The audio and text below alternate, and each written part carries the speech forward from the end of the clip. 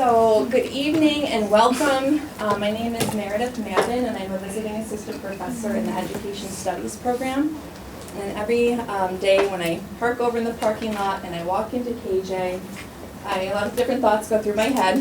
I think a lot about the traditional land that we're on. In this case, the land of the Haudenosaunee, specifically the Oneida Nation. I think about the stories and the histories. I think about the stories that we know and the stories that we don't know, the stories that have been silenced. And I also think about the students who then I encounter every day who are doing work to unearth those stories and to reveal those histories, the misrepresentations, and to give meaning and life to the realities. And one of those students is Angelica Ramos. I am so privileged to have worked with Angelica this summer on an Emerson research project. She and I started at the same time. Her freshman year at Hamilton was my first year teaching, so we kind of journeyed together. The Emerson research project, though, was a true highlight, and that's one of the key moments where I saw an individual who was embodying what it meant to do social justice work. Angelica will go down in history at Hamilton College. She is the very first social justice education major, a major that she created. And she will be our first social justice education major graduate. She is a student here. She is a researcher, as her findings will definitely show you. And she is a committed activist for social justice on this community space and land and in many other community spaces. Her talk, 50 Years Later, a look into the lives of Mexican American students in East LA Post-Chicano movements, I'm sure will move you. Please join me in giving a most warm welcome to Angelica Ramos.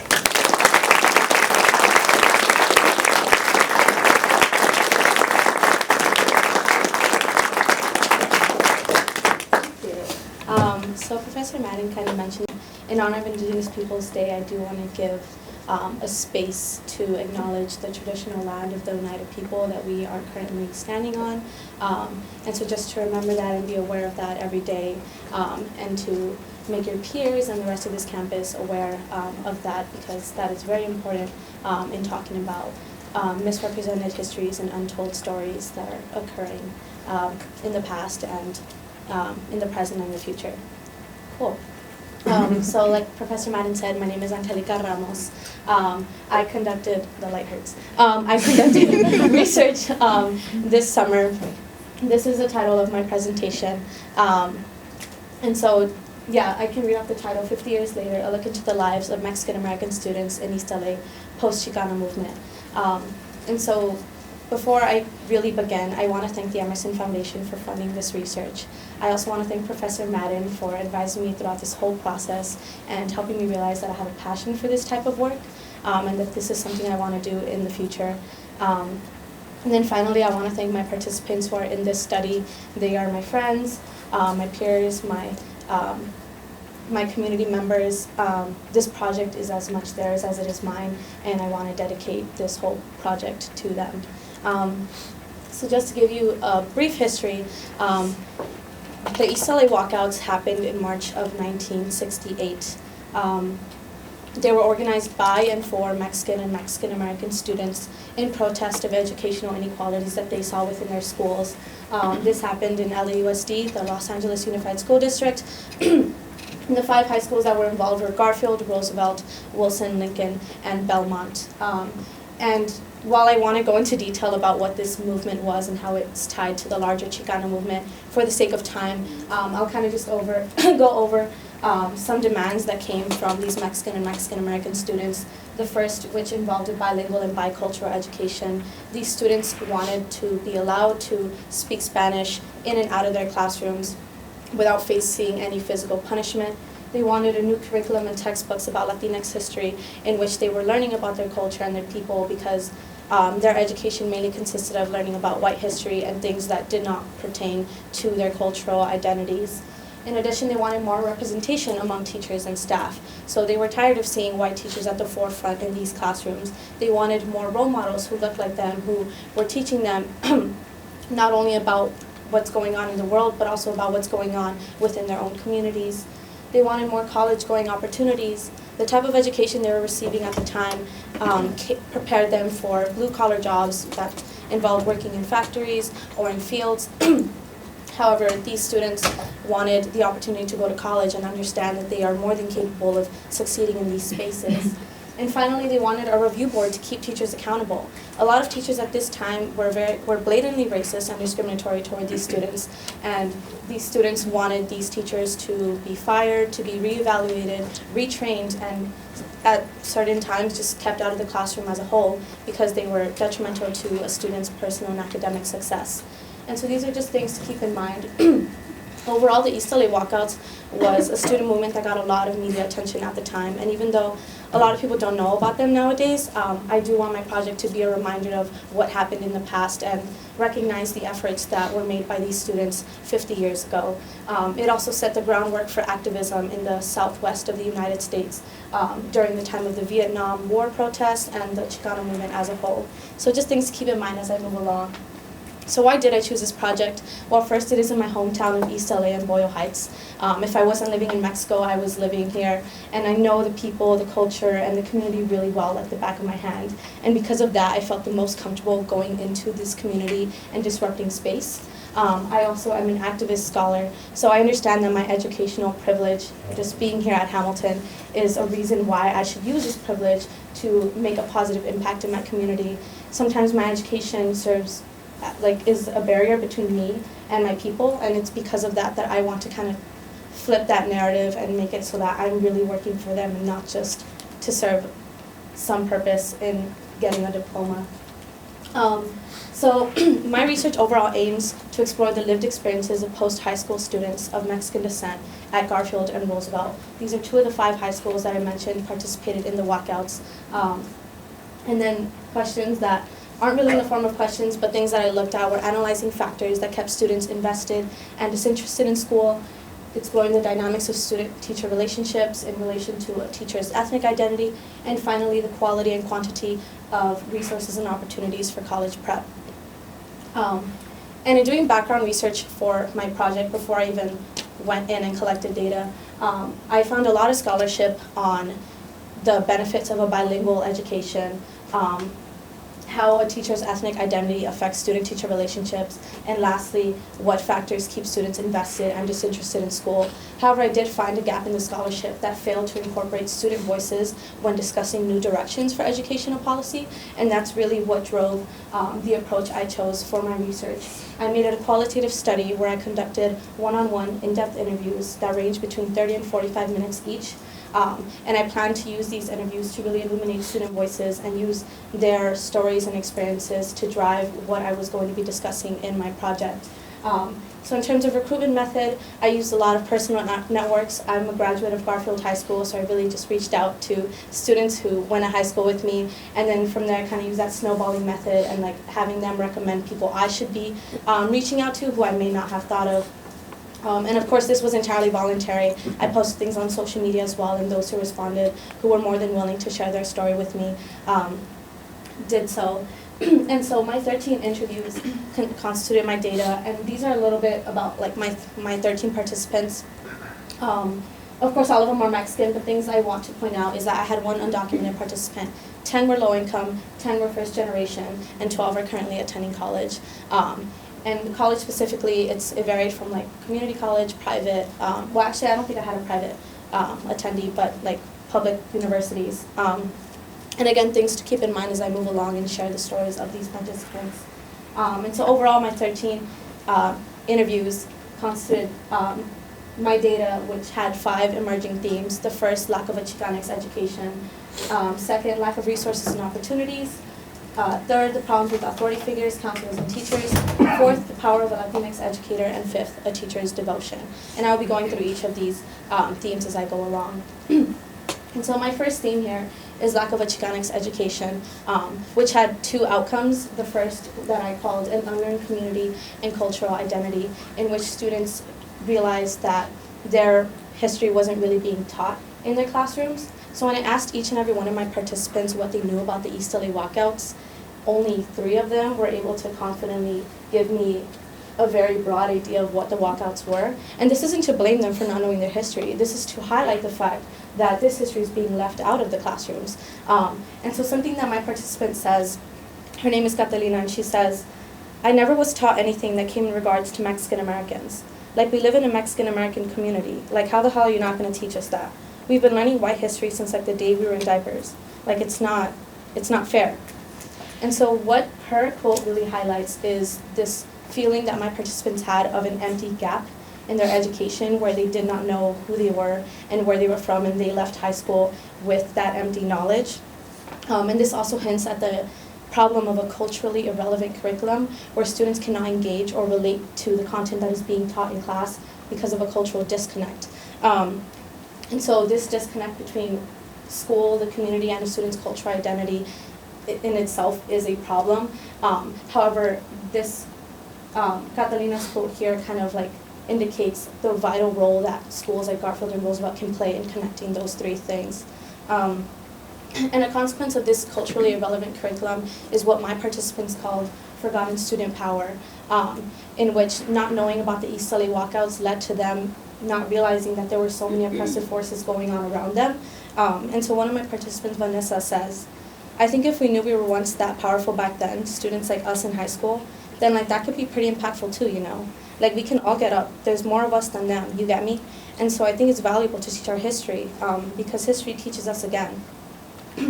And so something that Vanessa really highlights here is that students have been once again made to believe that their voices don't matter in changing their education. And this is a problem because this is a consequence of the lack of a Chicanx identity. And so because of that, these students continue going through this high school experience being normalized to oppressive forces around them, and not realizing that these are happening, that they exist, and how they can even disrupt these forces. And so because of that, you know, like, you need the inclusion of a Chicanx education and of a culturally relevant education in order for these students to learn more about who they are and where they're coming from and how they can better their community and the lives of the future generations who will be going through those same experiences. And so with the lack of a Chicanx education also comes the lack of resources and opportunities. And so something that my participant said that kind of gave me this outcome here was the lack of basic school necessities. And so my participant, Silali, says, it was crazy, and we don't even have enough art supplies. Like, our brushes were all bad. We had like one little sink, but it was, I don't know if we don't get enough funding, or if not, just like letting us know what they're doing with the money. Because like, what if they are? Like, what if we are getting money? Like, where is it going? Like, we need new books. And so Silali brings up an interesting point on how sometimes schools do get the funding, but the money is being spent elsewhere. And so in this case, she went to Garfield, and during that time, Garfield had the installation of these new glass panels that were very beautiful, but also very expensive. And Silali thought it was ironic that the school had the money to spend it on these glass panels, but you still had a ton of classes that didn't have enough books, enough desks, and enough supplies for students, and how this kind of raises a lot of questions as to what the school is prioritizing, if that is like looking very like attractive versus like, you know, giving a quality education to students. And a lot of my participants brought up the same issue on how the school was not investing in their education and was rather investing on how they were going to appear to the outside world. In addition, there was also a lack of college-ready opportunities where students felt that they were not really, well, for those who wanted to go to college, they felt that there were not enough opportunities for them to really prepare, whether that was in the college application process or even after they graduate and then they got to college and realized that they did not have the same academic preparation as their white, more affluent peers did. And so something that one of my participants, Luis, says is, sure, you're smart and you have the resources you were given, but if someone started way ahead of you, like, they're obviously going to be more on top of everything. They're going to know more. And you're just going to be like, am I just dumb? And it's like, no. They just had access to like tutors and so much other stuff. That wasn't like, okay, if you're broke and if you're not top 10 in your class, then you don't get access to these things, you know? And it's very obvious that it's unequal. And so Luis brings up this point of how there is insufficient SAT, ACT, and other college prep courses that are offered to these students. And he brings up this specific point where if you're not top 10 in your class, you don't get access to these things. At Garfield specifically, if you were top 10, if you were academically ranked in the top 10 of your class, you got access to free SAT and ACT tutoring on the weekends. However, just to put that into perspective for those who are into math, Garfield has 2,500 students. That's about 600 students per class year. And of those 600 students, only the top 10 were to get those courses. That's only 2% of students who were offered those courses. And what happens to the other 98%? They're deemed not college worthy. And so that itself is a problem that he brings up and that a lot of my other participants brings up. And even those who did have access to this free tutoring, all of my participants who went through that, then who went to college, were saying that they felt they still weren't prepared and that they had a lot of self-doubt as to their self-preparation. Instead of looking to the schools as maybe a possible reason for why they're not succeeding academically in these spaces, they blame themselves instead. And a lot of this self-doubt kind of just led to them thinking maybe I'm the problem, maybe I didn't try hard enough, when that's definitely not the case. And then the self-doubt wasn't helped by authority figures in these schools. And so this leads to my third theme, problems with authority figures. And two very important authority figures that were brought up in my interviews were counselors and teachers. So I'll be going over counselors first. In an outcome, I labeled misguidance counselors. This is fun. Sorry, okay. And in this outcome, my participants said that some were helped by their counselors, whether that was in choosing a class or in preparing to apply for college, but other participants felt that they were not aided by their counselors, and if anything, their counselors had negative influences in their academic lives. So for example, my participant Vanessa says, when I told her, the academic counselor at the time in high school, I was undocumented, and she was straight up like, oh, you're undocumented? You're not going to go to college. She was like, no, honey, that's not going to happen. And she was just like, no, keep your grades up though. And I would be like, what? I was so confused, you get me? And so, while it's undoubtedly more difficult for an undocumented student to get to college, it's not impossible. However, Vanessa's counselor just completely shut down any aspirations that Vanessa had of going to college. And even though she told her, you should definitely keep your grades up, her counselor ultimately left her with no guidance and kind of just moved on to the next student. And something that all my participants said was that they understand that these counselors in these large public schools work with hundreds of students a day. They're overworked, they're definitely underpaid. However, they found it no excuse as to why a counselor would tell a student that you should not aim for a certain academic or future goal. It just doesn't add up. Whether or not the odds may be stacked against a student, you should definitely not tell them that they are not capable of succeeding in certain spaces. And then my participants face something similar in classrooms by teachers. In an outcome I labeled teacher apathy. And what this outcome is about is really teachers who did not care or seem interested in getting to know a student and in fostering their academic and personal success. And so one of my participants, Marie, talks about her experience in her Spanish class where she and the rest of her class forgot to bring their textbooks, and so her teacher, as a punishment, made them write standards. And she says the standards were basically if I keep forgetting my textbook every day, I'm going to be frying fries in the future. Basically saying that we'll be working a minimum wage job. And now that I think about it, we just forgot a fucking textbook. How does forgetting my book mean or correlate to working a minimum wage job? And even if I do, what's so bad about that?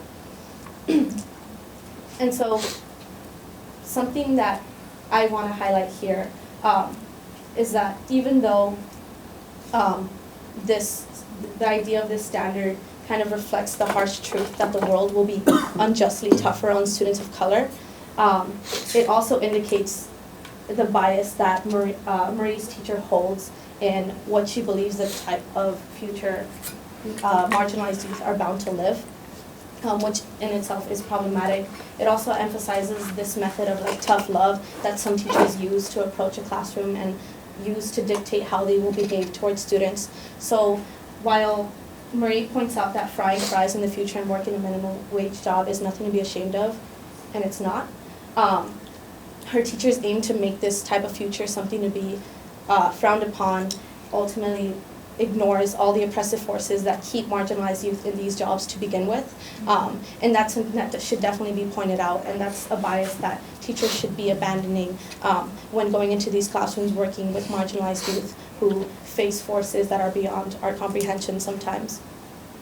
And so my next theme for this my next outcome for this overall theme has to do with a certain demographic in the classrooms, and that's white teachers. And so I labeled this outcome white privilege in the classroom, where white teachers use their white privilege as a means for justifying why they would dictate what a Mexican student should feel and what they should do, and ultimately like what they amount to. And so just one experience that I want to share from one of my participants, Yael. She talks about her AP English teacher at Garfield High School. And this teacher is notorious for being blatantly racist to students and being the reason why some students don't graduate, because she chooses to fail them instead of giving them another chance. And so what Yael says is, I lost my spot. Oh, she says, and yeah, that teacher was probably the most uncomfortable experience I had at Garfield, especially being like that she was using her ancestors from generations ago immigrating here and relating it to modern time immigration. That was very insulting to me that she compared, people coming on boats ages ago before there was ice and all that to come and take and separate families. Her parents weren't immigrants. She didn't know what it was like to live in modern day fear of ice and everything. And she's not from East LA, most importantly. She wasn't part of the walkout history, and it was really unfair that she got to play the white savior role within a school that's predominantly Latino students.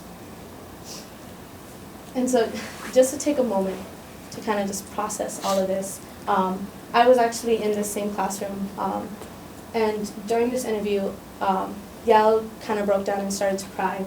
And so at that point, I obviously stopped the interview, but just kind of, I don't want to cry, but just kind of remembering how teachers like these who say these problematic things to students leaves an impact that follows you after high school. That doesn't change, and that's it's this kind of story and this kind of impact that it has on people. They're the reasons why we should be focusing on education policy and passing laws that prevent this type of discrimination in classrooms that honestly shouldn't be happening anymore. And so, unfortunately, this experience here, mainly to a lesser degree, was very common in spaces and classrooms with white teachers at Garfield and Roosevelt.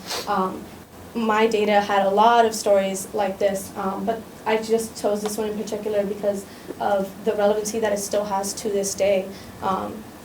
And how she is probably still using this story to talk to her students. And so just wanting to point that out. However, I know that so far everything just seems very negative, and I'm kind of just criticizing and talking about all the progress that hasn't been made since the East LA walkouts. But it would be unjust to have my presentation all be negative. So I do want to talk about the progress that has been made since the East LA walkouts and focus on a little bit of the positives. So my next theme here is the power of a Latinx teacher. And what this is about basically is that Latinx educators are more than just teachers. My participants said that whether they're role models, sources of support, examples, or just someone that they can connect to on a cultural level, Latinx educators were probably the biggest support for Mexican students at Garfield and Roosevelt. And when I asked my participants why they felt this way, one of my participants, Jaylene, says, I feel because Latinx teachers, I feel because they went through what we are going through right now. Because I know one of my teachers, she grew up in East LA. She went to Garfield and graduated from Garfield. So she also kind of knows the struggle. And I don't know, I feel they, it's possible to get out of the community, go to college, and do something for yourself. Additionally, one of my other participant, Joe, says, knowing that they were able to do it and make a career for themselves, now that they're doing something they love, that kept me motivated. We want to do our best to succeed, and we want to go places and get an education and develop our career for ourselves. And so their quotes, along with like the rest of my data, show that Latinx teachers really serve as like these role models for these students, and as a result of that, like this representation in the classroom, while it seems like such a simple thing, goes a long way and speaks miles for the experiences and the attitudes that these students develop, eliminating any sense of self-doubt that they may have, and giving them more hope that they can really break out of their circumstances. In addition, my last theme that I will go over is a teacher's devotion, and basically what this theme encompasses is that students just want teachers who care about them, and that's basically it. But this theme also had 2 points that I want to bring up. The first is a shared connection over a shared culture, and stick with me on this, in which the genuine act of a teacher caring for a student speaks more volumes than the color of a teacher's skin. And so, just to give an example of that, one of my participants, Joe, talks about his AP Calculus teacher, and he says he put in even more time than I would say we did in order to ensure that we would have the best possible chance at passing. Funny enough, though, he was like one of the few Asian teachers at the school, so I don't know. But yeah, I just find it cool that like, yeah, he wasn't Mexican American, but we still get along. And so this kind of shows that you don't necessarily have to have the same ethnicity as like a student in order to build that certain connection. While there is a lot of scholarship out there that students will connect better to those who share the same culture, it doesn't always have to be the case. As long as the teacher shows a genuine interest in getting to know a student, getting to foster their like academic and personal success, then students will be receptive to that and will want to build those stronger connections with teachers. And for white teachers specifically, if really what my participants said is that they just want white teachers to be allies, and not like this fake allyship where they're saying I stand with you, but really showing that allyship and saying, you know, I stand with you and I want to actively get to know who you are, what experiences you're bringing in, how that affects your learning, and how that affects your perception of the world and your perception of me. And so just like really making those efforts to break down those barriers between a teacher and a student. And in terms of breaking down barriers, there's also my second and last outcome, teacher vulnerability with student hope, in which participants were more receptive to teachers who made themselves vulnerable in front of the classroom in order to give students some sense of hope and some sense of direction in navigating any obstacles in their life. So for example, my participant Troy says, whenever I was struggling with anything, it was just very easy to talk to her, Miss Navarro. And she was more than willing to tell us about her experiences and how when she was a teenager, she was going through so many struggles like we were. She was the one because she was willing to go into her personal past in order to help us with our personal present. And so the act of Miss Navarro sharing her personal past in order to motivate the students through whatever they're going through now spoke a long way for these students. And again, like it kind of just is summarized in the sentence of students really just want teachers who are actively engaging in trying to get to know them and in trying to understand where they're coming from, what they're bringing into the classroom, and how that shouldn't be ignored, and instead integrated into the curriculum in a way that students can better engage in classes, not just with the classroom content, but with the teacher themselves. So that's like basically like the last theme of my project, and that kind of just concludes, and I hope that you can see like the different connections based on like the issues I talked about that happened 50 years ago versus what's happening now, and I kind of just want to end with some recommendations. I view my project as a call to action for more spaces for student voices when it comes to research, when it comes to education policy and curriculum decision making. They're the ones who are currently going through the system. They know what works and what doesn't, and the fact that their voices haven't been valued so far is shocking to me, and I feel is part of the reason why there are so many policies out there that aren't working for students and not helping graduation rates. Additionally, I want more research on the perspectives of teachers and counselors. While my research illuminates student voices, you kind of need the other side of the story to understand what biases counselors and teachers might come in with, and then how we can deconstruct those biases so that it stops being detrimental to students' personal and academic success. And then finally, for current students, in this case, all of the college students, and honestly everyone else, because you're always learning, do not be afraid to voice your needs and concerns. Education is a right, and as a right, you can claim that power to make it to make it change and to have it best suit you. And so definitely keep that in mind as you're finishing your time here at Hamilton, and if you're going to grad school and beyond, like just keeping that in mind, because you matter and your voice matters and what you need matters. And so I really want to end with a quote from one of my participants, Yael. She's honestly amazing. And so what she says is to stop suspending students who choose to walk out. There should be no consequences if a student chooses to basically speak up against their oppressor in a form of peaceful protest. And so I encourage you all to rethink student movements in the past, in the present, and in the future. And think, are they really delinquents who are trying to skip class? Or are they activists who are trying to change their future? I also encourage you all to reach out to me if you have questions, comments, or constructive feedback, although we will have a Q&A session right now. But I want to thank you all for listening and for allowing me to share a piece of myself with each and every one of you tonight.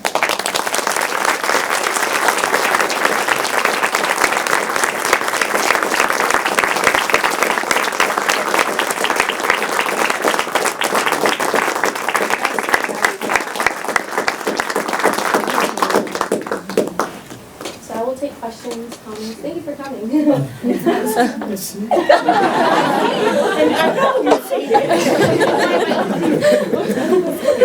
Great job.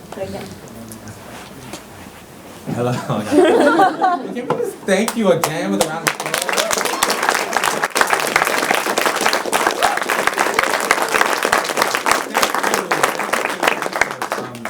But I just wanted to ask, do you have any next steps in mind? Any career development choices kind of inspired by this research? What's going on in your head right now? Oh man, a lot. In terms of like this project specifically, like what I want to do with this project, I'm currently working to get it self-published. However, that involves like restructuring my paper completely, because right now it's an APA format, and I want it to make it accessible to my community. So I'm trying to make it more of like a story. And no, not dumbing it down, definitely not. It's making it accessible so that like anyone with any level of education can read it and understand it. In terms of my career, because I want to continue research, I'm going to need a PhD. So I'm trying to go to grad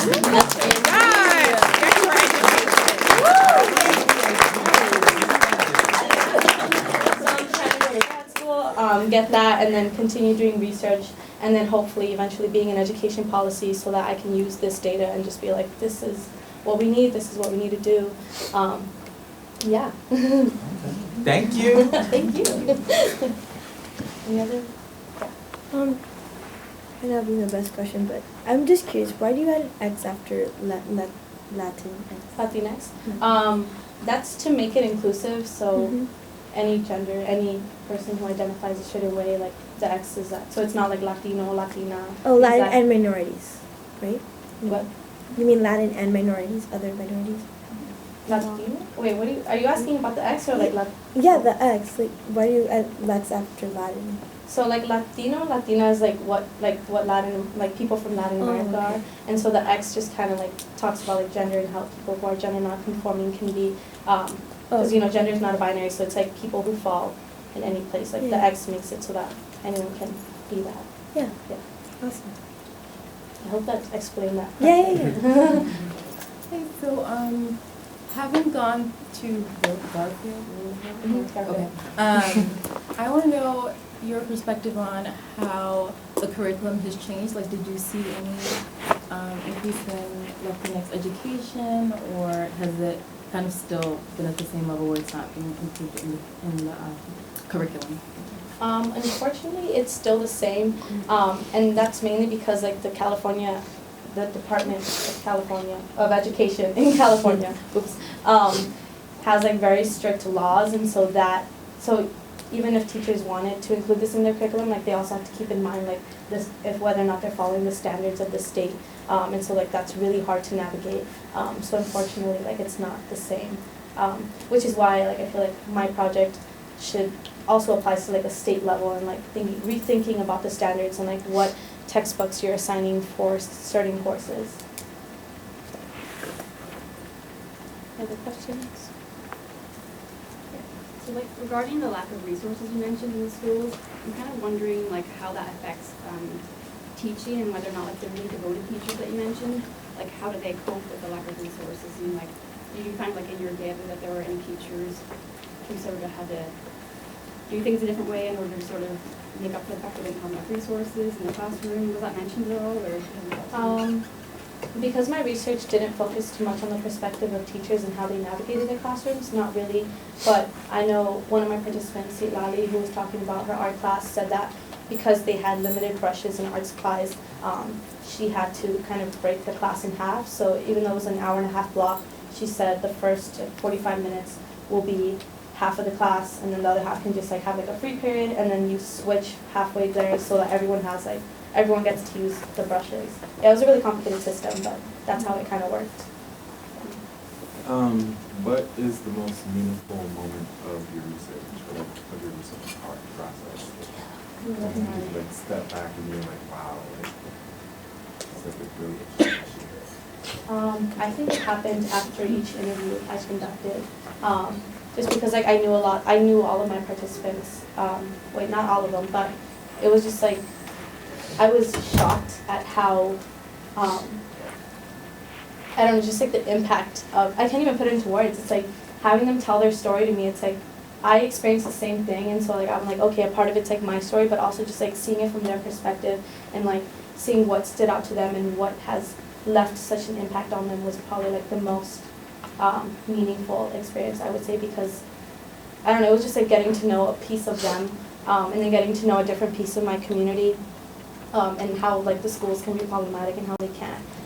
And then they had a very optimistic mentality where they were like, oh yeah, this really bad thing happened, and I cried about it, but like it's fine because I'm gonna keep moving on, and like I have hope. And they would, all of them told me like, oh, and people like you specifically are the reason I have hope, because you're actively trying to make a change. And so like I think all of that put together was the most meaningful.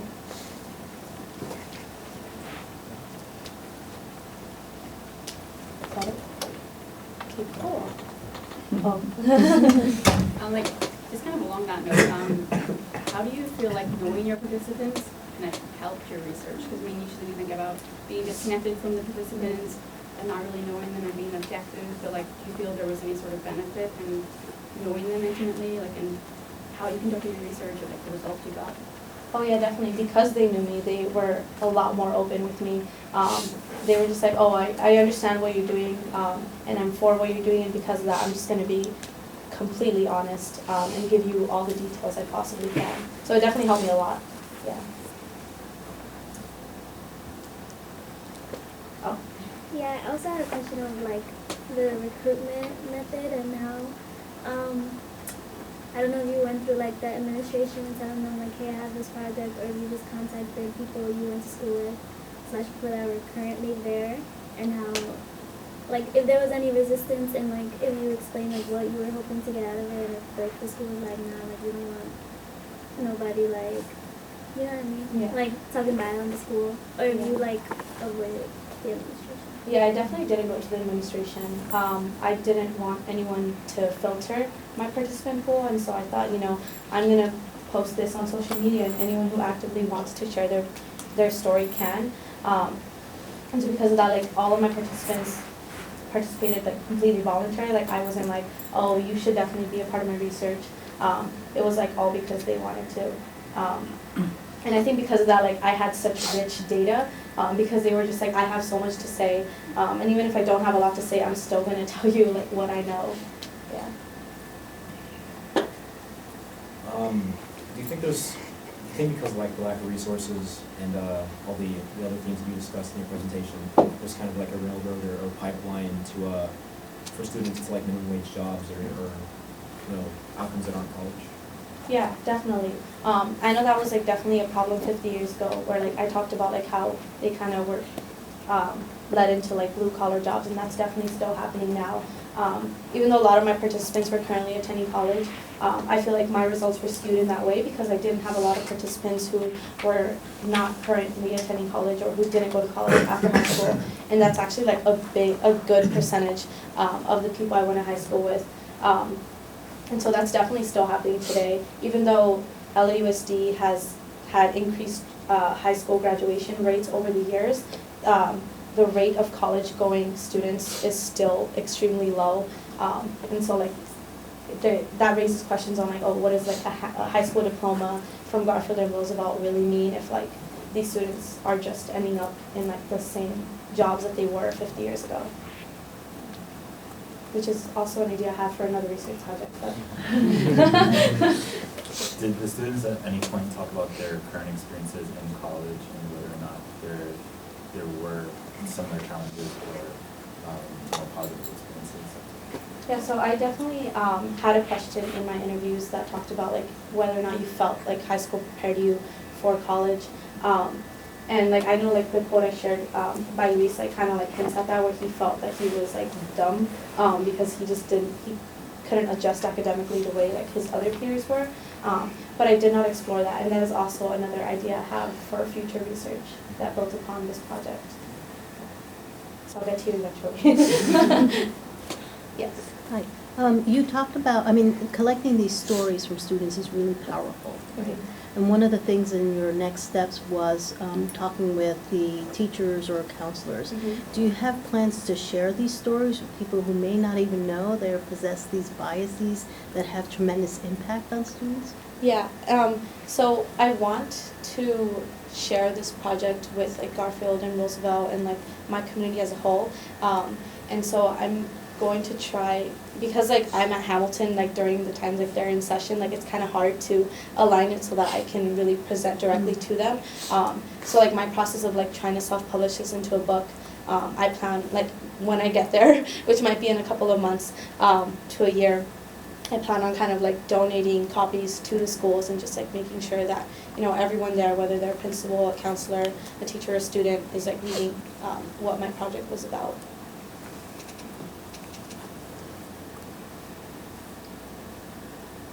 If there are no other questions, I think that concludes this presentation. I just want to thank you all